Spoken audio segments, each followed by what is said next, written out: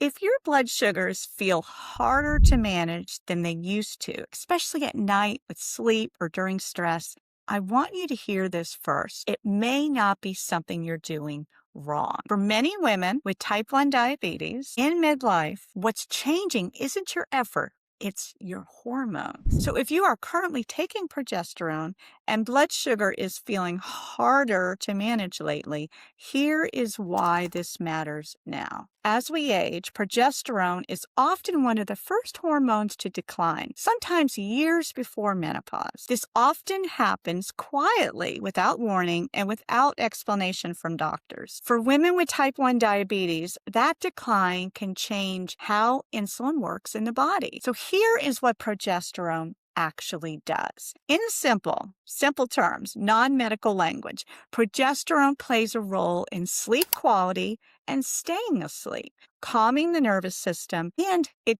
dictates how the body responds to stress, insulin sensitivity, and glucose regulation. So when progesterone is steady, many women feel calmer, sleep better, and manage stress more easily. And when it drops, blood sugar often follows. So here are some common blood sugar clues, if this is sounding familiar. When progesterone declines, many women notice higher overnight or early morning blood sugars. So overnight or fasting blood sugars can suddenly not make sense. You are experiencing more insulin resistance during certain weeks or phases of your cycle, poor sleep, which drives cortisol and glucose higher. This is what happens. And maybe you're suddenly feeling on edge, even when routines haven't changed at all. Patterns aren't random.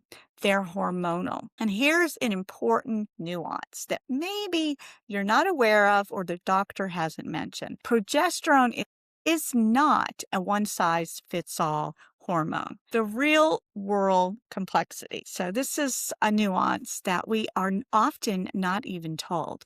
And this was shared from a member in our type 1 and midlife group coaching circle. She started hormone therapy just a few months ago, and she quickly noticed that progesterone increased her insulin resistance. She was taking the oral micronized progesterone, bioidentical form, but she was noticing that the blood sugars were getting worse. Her mood and energy didn't feel supportive. And just to explain, this can happen with something called progesterone intolerance. So it's not rare, but it's often overlooked. So progesterone intolerance, for some women, this can trigger symptoms similar to severe PMS, PMDD, which is premenstrual dysphoric disorder, which is mood swings or low mood, brain fog and fatigue, breast tenderness or fluid retention, and increased insulin resistance. So the key point is this isn't about having too much hormone.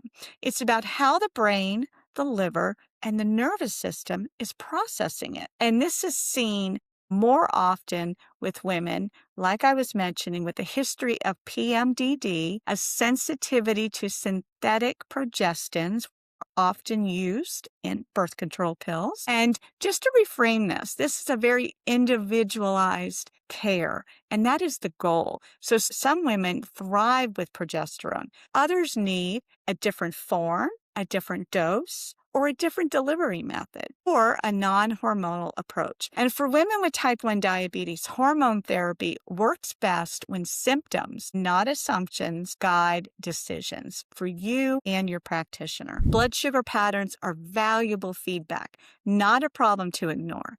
And just a few takeaways. If progesterone feels supportive for you, that's wonderful. If it doesn't, that doesn't mean hormone therapy isn't an option. It means your body needs a different approach.